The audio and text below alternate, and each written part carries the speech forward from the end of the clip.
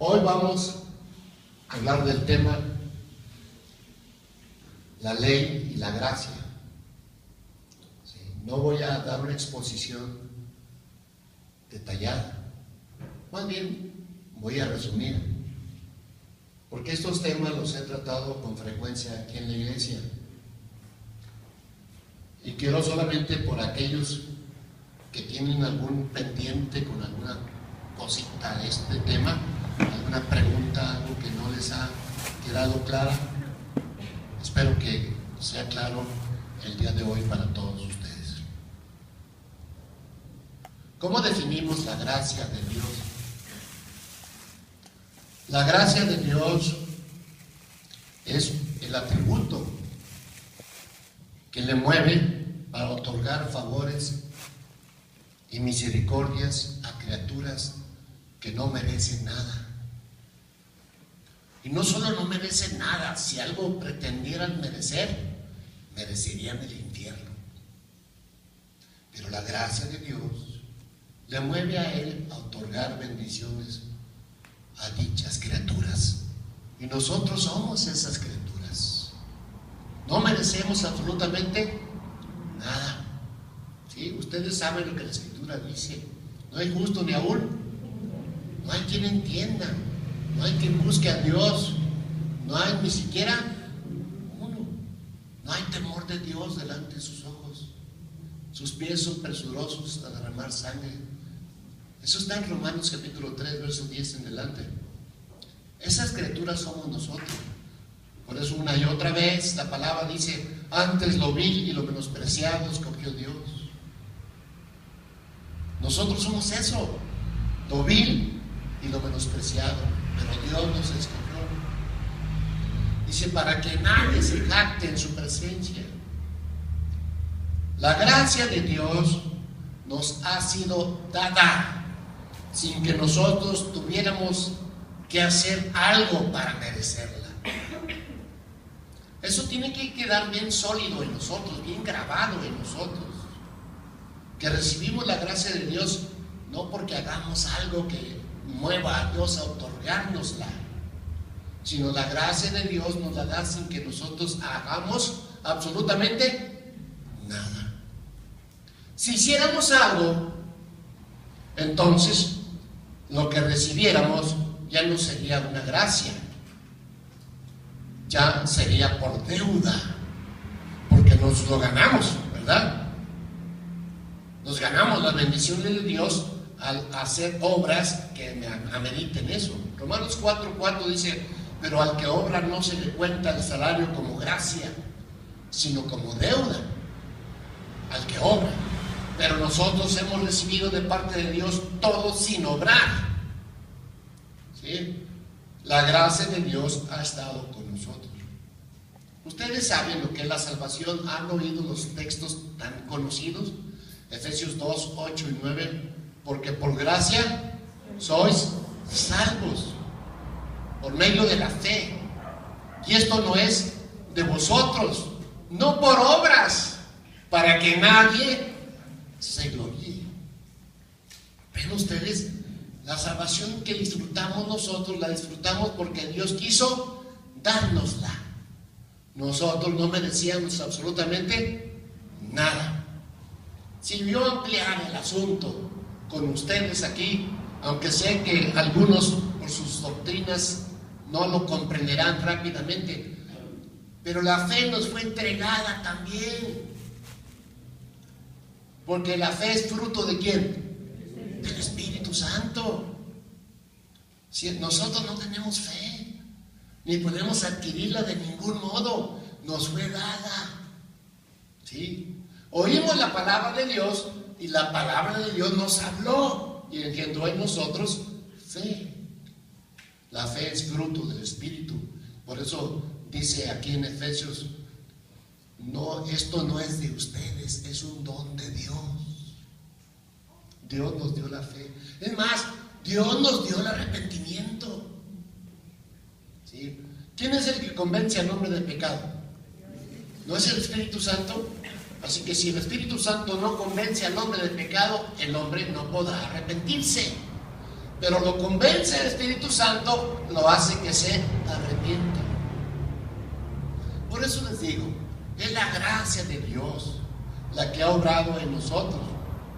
No estoy tratando este tema, estoy hablando de los principios generales de la gracia, no lo estoy tratando en detalle. Miren ustedes, el plan original de Dios, en el plan original de Dios nunca estuvo el dar una ley. Nunca. Sus palabras lo revelan. Vean la carta segunda a Timoteo, por favor, pero con rapidez. Capítulo 1, versículos 9 y 10 de la segunda carta a Timoteo. Fíjense lo que dice aquí: quien nos salvó y llamó con llamamiento santo, no conforme a nuestras obras, sino según el propósito suyo y la gracia que nos fue dada en Cristo Jesús antes de los tiempos de los siglos. ¿Se fijan ustedes que ya Dios nos había dado la gracia en Cristo Jesús a nosotros? Antes de los tiempos de los siglos, sigamos leyendo, pero que ahora ha sido manifestada por la aparición de nuestro Salvador Jesucristo, el cual quitó la muerte y sacó a la luz la vida y la inmortalidad por el Evangelio. La gracia de Dios que nos fue dada antes de los siglos en Cristo Jesús fue manifestada cuando Cristo apareció. O sea, ya estaba dada, pero era desconocida. Cuando Cristo apareció, dice el Evangelio según San Juan, la ley fue dada por Moisés, pero la gracia y la verdad vinieron por medio de Jesucristo. Dios manifestó su plan eterno, su propósito antes de la fundación de las cosas, que era darnos gracia a nosotros. Por eso les digo, el plan de Dios, en el plan original de Dios no estuvo darnos una ley. No. Él se vio obligado a dar la ley, como lo vamos a ver aquí en este ensayo de entendimiento. ¿Sí? Pero Dios quería desde un principio operar en nosotros a través de su gracia, para que nosotros no tuviéramos que hacer absolutamente nada. ¿Ok? Pero miren ustedes qué razones llevaron a Dios y qué razones tuvo Dios para dar una ley. Vamos a ver esta cosa muy importante. Primero, pecado y transgresión a la ley. Antes de Moisés, ¿había ley? No. No había ley, por lo tanto no había quien transgrediera ninguna ley porque no había. Sin embargo, ¿había pecado? Sí, había pecado. Dice Romanos capítulo 5, versículo 13, pues antes de la ley había pecado en el mundo, pero donde no hay ley no se inculpa de pecado. No obstante, reinó la muerte desde Adán hasta Moisés, aún en los que no pecaron a la manera de la transgresión de Adán. No había una ley, pero había pecado. Por lo tanto, el hombre no sabía cuáles eran los pecados, porque no había una ley que los señalara. Ellos no podían saber, pero había pecado, lo que su conciencia les dictaba, ¿de acuerdo? Porque una persona puede decir, para mí emborracharse en la casa no es pecado. ¿No es de personas así? Sí. Se puede emborrachar todos los días en la casa, pero para ellos no es pecado emborracharse en la casa. Para mí emborracharse en la calle, acá, eso sí está mal. Otros dicen, para mí está mal que te emborraches y le quites el dinero a tus hijos. Sí, pero si yo mantengo a mis hijos de todo lo necesario y me emborracho, pues no está mal. Les digo, la conciencia de cada quien, es la conciencia de cada quien, y señala lo bueno y señala lo malo según le parezca. ¿Sí? Pero cuando aparece una ley, Entonces ya no es la conciencia de la persona, ya no es el razonamiento de la persona, es lo que la ley les dice. ¿Sí? Aquí ven ustedes por qué razón Dios dio una ley.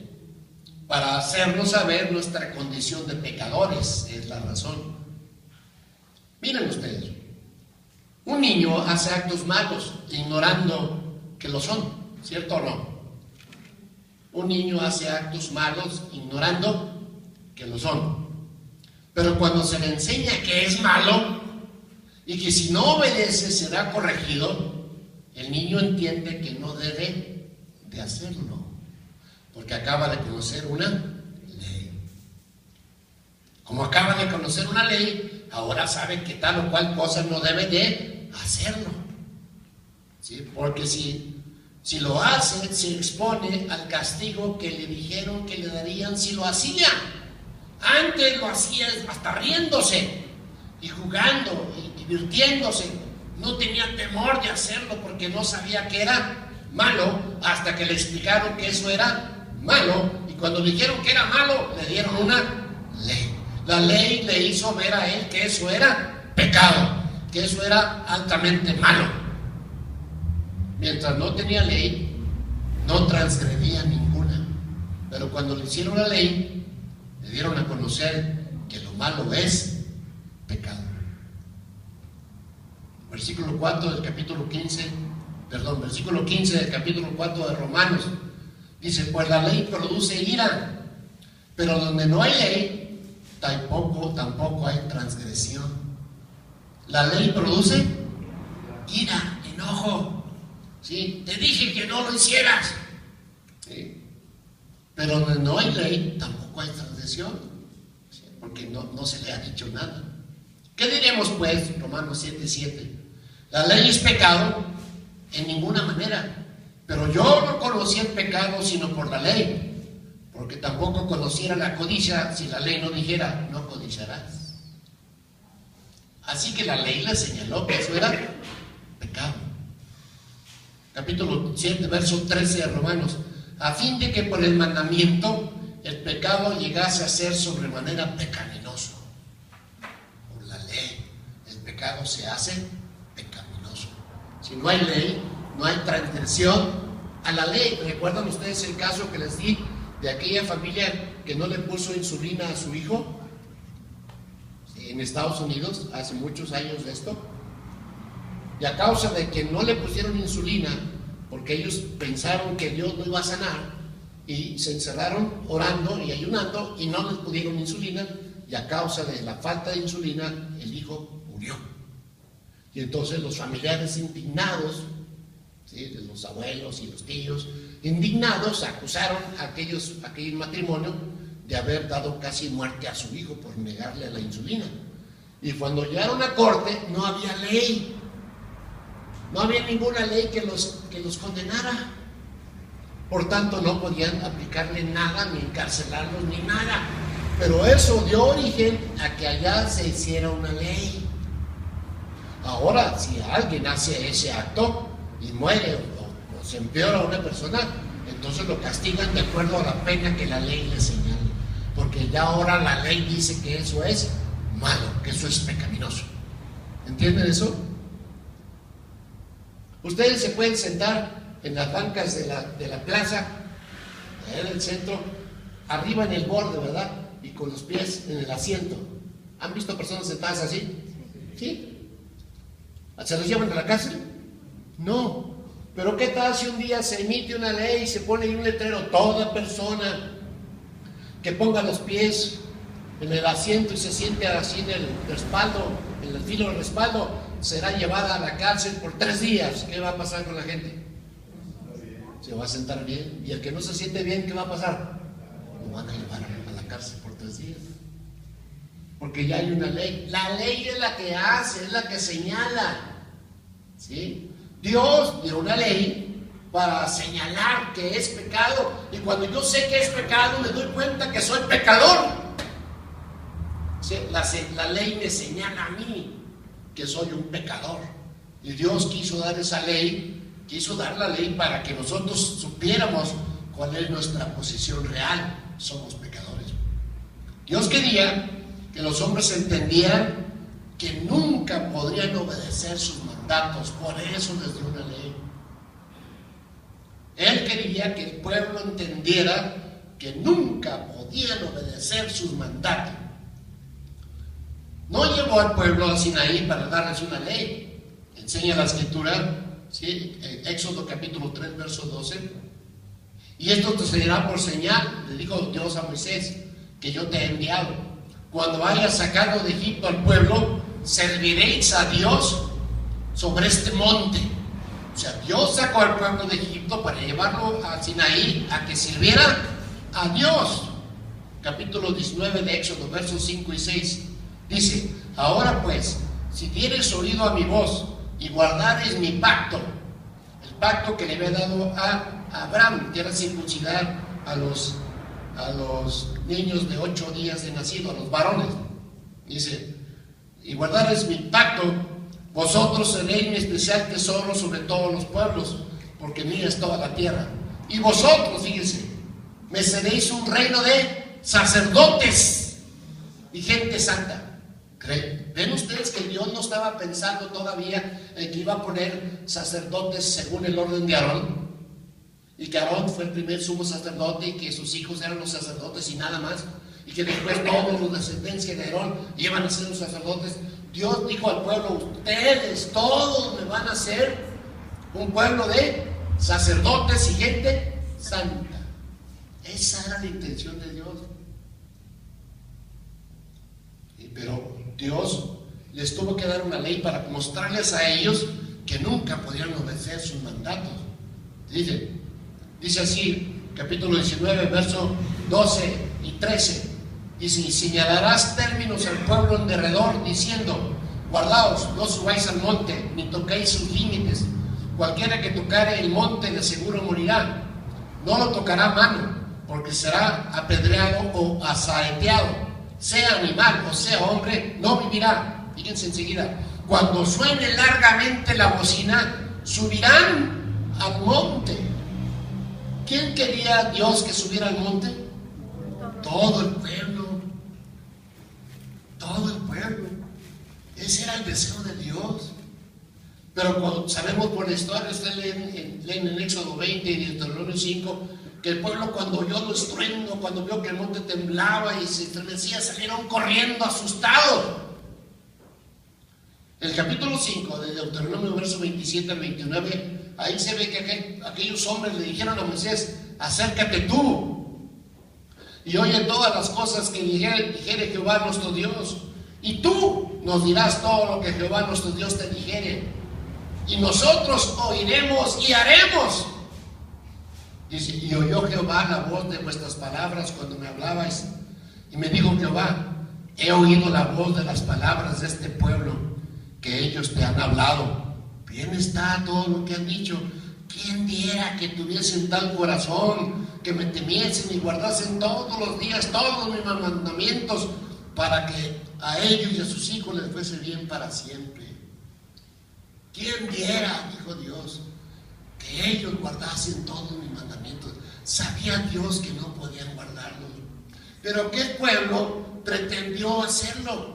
Y le dijo a Moisés: habla tú con Dios, pero no hable Dios con nosotros. Habla tú con Dios. Y dijeron: y nosotros oiremos y haremos. Eso es una jactancia tremenda.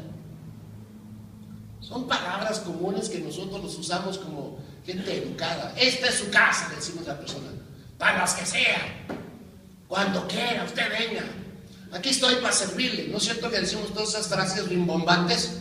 Pero son solamente frases rimbombantes y educativas, y educadas, pero nada de reales. Esta es su casa, le decimos a una persona, y cuando va y dice: oiga, vengo a quedarme aquí. Espérame. No es cierto, ¿verdad? Que le ofrecimos de cortesía nada más. Así aquella gente le dijo a Moisés: habla tú con Dios y nosotros oiremos y haremos. Presuntuosos, vanidosos, soberbios, pensaban que podían agradar a Dios y llevar a cabo todos sus mandamientos. Y Dios sabía que no iban a poder.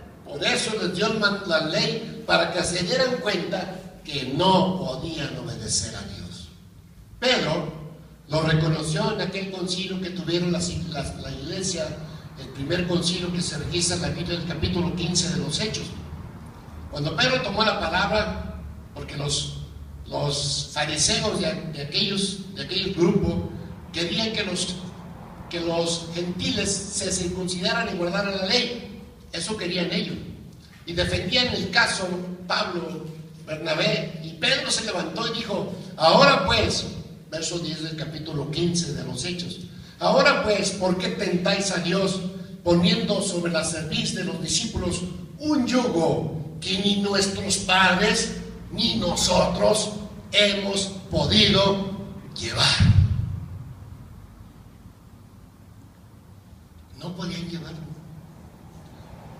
Cuando el hombre que intenta alcanzar la salvación por los favores de Dios se dé cuenta que es absolutamente imposible lograrlo, entonces se allegará a la gracia del Señor Jesucristo.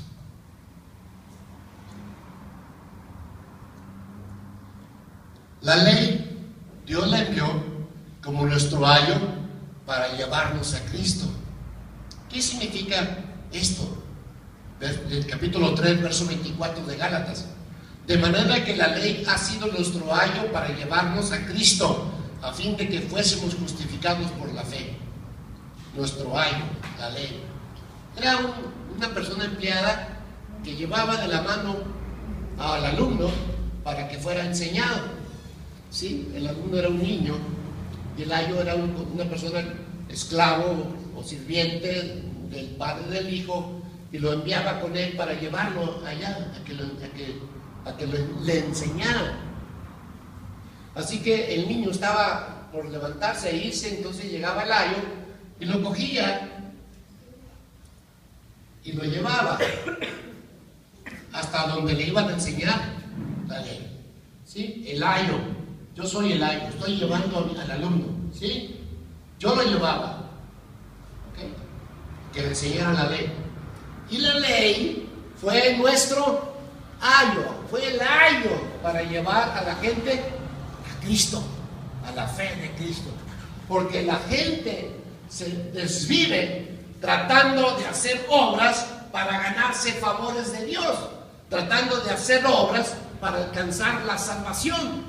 Eso es lo que hace el hombre, ¿sí? Y al intentar hacer obras para agradar a Dios, se da cuenta de que nunca va a poder hacerlo. Y entonces la misma ley es como el ayo que hace que la persona diga: ¿qué voy a hacer? ¿Recuerdan que dijo aquel joven que llegó corriendo a los pies de Cristo? ¿Sí? Que le dijo: Señor, ¿qué vendré para obtener la vida eterna? Eso está en Marcos 10. Y Jesús le dijo los mandamientos, ¿sabes? Honra a tu padre y a tu madre, no matarás, etcétera, etcétera. Y aquel hombre dijo: todo lo he guardado desde mi juventud, pero ¿qué más me falta? Sí. Había hecho todo lo que la ley decía, pero no estaba satisfecho. Él se daba cuenta que siempre fallaba. No lograba hacer lo que tenía que hacer. No era la ley lo que le estaba dando satisfacción. ¿Sí? Y Cristo tenía que llevarlo a él. ¿Sí? Y cuando le dijo: una cosa te falta, vende todo lo que tiene y dale a los pobres, toma tu cruz y sígueme, aquel hombre no quiso. ¿Sí? Se fue triste porque tenía mucha riqueza. Dijo Jesús entonces: cuán difícil es que entre un rico en el reino de los cielos. Y agregó: cuán difícil es que entre uno que confía en la riqueza. Y los discípulos dijeron: entonces, ¿quién podrá ser salvo? Y Jesús les dijo: lo que para los hombres es imposible, para Dios no, porque para Dios todo es posible. Así que cuando el hombre intente alcanzar la salvación o los favores de Dios y se dé cuenta que es imposible obtenerlos, entonces podrá allegarse a la gracia del Señor Jesucristo, no antes. ¿Has visto a la persona que diga: estoy perdido? ¿Lo han visto? ¿Lo han oído? Que diga estoy perdido. ¿Ustedes se han perdido en alguna ocasión? ¿Sí? ¿Y qué han hecho cuando están perdidos? ¿Se dan cuenta que no fueron luego? No, si por aquí es, si por aquí es. No, entonces por acá es, por acá es. Bueno, por acá es, por acá es. No se rinden. ¿Verdad que no nos rendimos? Le hacemos la lucha. Hasta que ya cuando, bueno, vamos, me preguntan, pues pregúntale, espérame, si yo sé, si yo. Ya cuando ya ni yo, ni ya. ¿Sí? Entonces dicen, ok, levantó una agüita. Oiga, señor, esta dirección no es, hay una vuelta. Hasta que la persona reconoce. Qué difícil es para nosotros reconocer. Nosotros le hacemos la lucha para obtener todo. ¿Sí? Nosotros le hacemos la lucha. Que no nos rendimos fácilmente. Pretendemos obtener todo a base de nuestro esfuerzo. Y cuando se trata de agradar a Dios, pensamos que estamos agradando a Dios. ¿Tú crees que estás agradando a Dios? Contesta. ¿Crees que lo estás agradando? ¿Por qué crees que no lo estás agradando?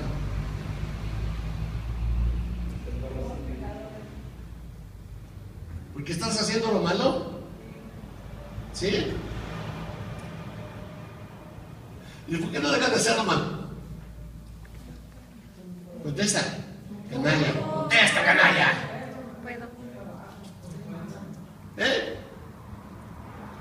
Si no puedes, ¿por qué no vas con Dios y le dices eso? ¿Por qué no? Porque sigues intentando tú. Sigues pensando que tú puedes mejorar. ¿No es cierto? Tú crees que puedes ser mejor para mañana. Bendito sea el Señor para siempre.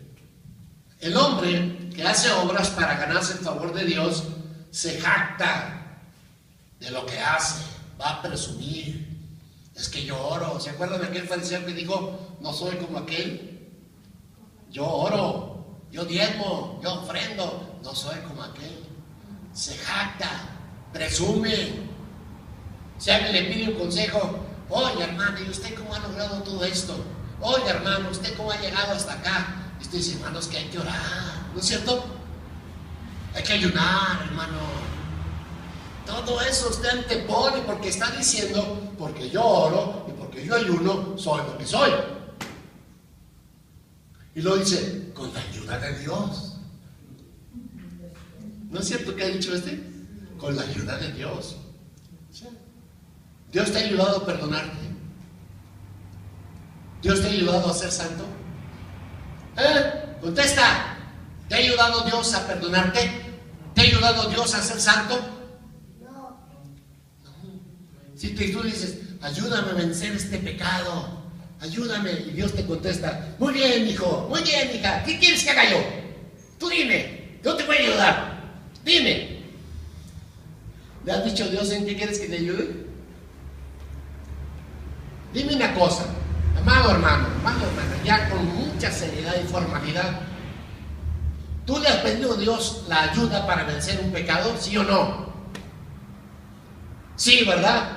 Entonces significa que Dios no te ha ayudado porque sigues igual. Eso significa muchas cosas, que Dios no te ha oído y que si Dios te oyó, no ha querido ayudarte porque sigues embarrado en las mismas cosas. ¿O no? Sí. Gózate, hermano, gózate, estás aprendiendo. Es importante que lo sepamos nosotros. Bendito sea el Señor. Porque yo digo, bueno, Señor, ayúdame a vencer este pecado de ira.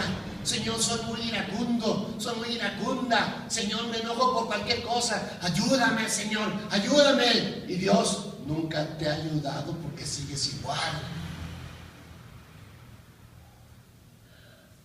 Qué feo tenemos, ¿verdad? ¿Qué conceptos de Dios vamos a tener ahora? Él nunca ayuda. Él quiere hacerte entender que no eres tú quien debe resolver esos asuntos. Porque si tú intentas resolver esos asuntos y Dios te ayudara a resolver esos asuntos, tú te sentirías jactante, te jactarías. Porque dirías, Dios me ayudó, yo hice mi parte. Pon tu parte para que Dios ponga la suya. Qué equivocados estamos, hermanos. No conocemos lo que es la gracia de Dios. Sí andamos mucho en la ley, queremos revolver ley y gracia. Y eso no se puede delante de la presencia de Dios. Si en alguna ocasión tú logras agradar a Dios, vas a pensar que siempre lo vas a lograr. Tú vas a creer que al paso del tiempo tu vida será mucho mejor que la que vives actualmente. ¿No es así?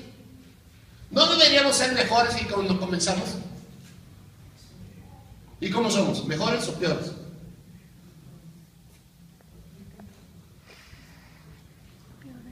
¿Somos mejores que cuando comenzamos o somos peores que cuando comenzamos? Hermanos, reconózcanlo. Somos peores. Qué cosa tan curiosa, ¿verdad? Se supone que al paso del tiempo vamos a mejorar más, ¿sí? Oigan, al principio teníamos problemas con el carácter, ya después de 4 años ya deberíamos tener más dominio sobre el carácter, ¿no es así? Porque Dios nos dio el espíritu de valor y dominio propio. ¿Y qué pasa entonces con nuestro carácter? Sigue igual y sigue peor. Entonces, ¿qué? No hemos mejorado. Somos más santos ahora, ni enmascarados de plata, ¿verdad? No somos más santos. Si se fijan ustedes, no somos más pacientes, ¿o sí? Ahora ya soy más paciente que cuando empecé. ¿Sí? ¿Verdad que no? Ahora soy más gozoso que cuando empecé.